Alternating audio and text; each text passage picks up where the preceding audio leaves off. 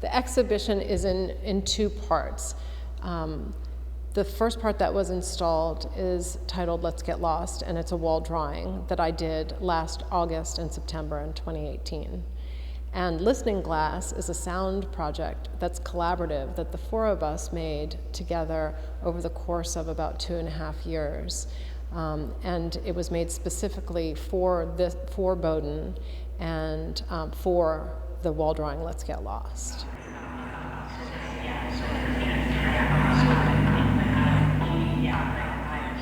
The phone sort of glues Lynn's visual work together with Jimmy's audio sound design work. Basically, we have a native iOS app, which does a couple things. One, it uses positional and orientation information, just as much physical information as we can gather about the phone's location in the space of the room. And then we also use the camera to track the sort of strumming over the black lines in Lynn's art and the colored lines. And that information gets packaged up and it gets played as audio over the phone, and it gets sent over the network in the room itself to, in certain conditions, play audio in the room.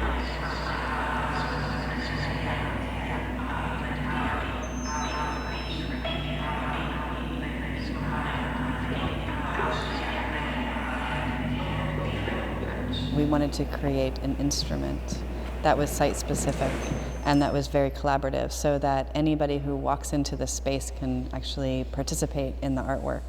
And we wanted to make sure that it was inviting and something that was simple to use, but then can become a really complex system when people actually compose music together using the drawing and the room as an instrument.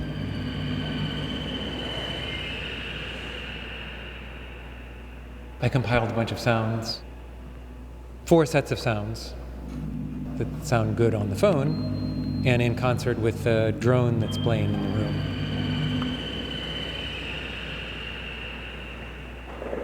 As we were developing it, we realized we kind of developed lots of different languages for us to speak, because we speak different languages in terms of visual art and in terms of interactivity and sound. And so in order for us to collaborate, we needed to almost come up with a new language, because, we were also talking in terms of gesture, of like, what gestures do we want people to do and what sound, and then when they collaborate, and how do we even discuss that amongst ourselves and make choices about it. So we came up with a kind of visual language.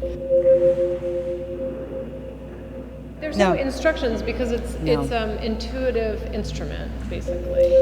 So the idea is that as participants play, they begin to understand what the instrument can do, and then they can actually produce sounds that we might not have even contemplated. Right. So it's very open-ended.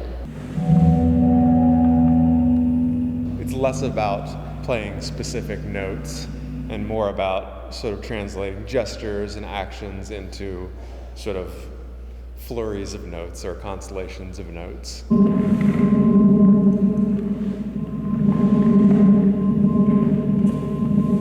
There's something a little unusual about this composition. It's rare, or a composition is written for an instrument with the goal of teaching the people in the room how to use that instrument, which is sort of one of the things we're trying to do with this. It's not just a composition, but it's also a demonstration of what interacting with this can be like. And the end of it, of course, ends with an invitation then for people to come up and participate. It is a composition, but a large part of it is improvisation, collaborative improvisation. So it's not totally prescribed.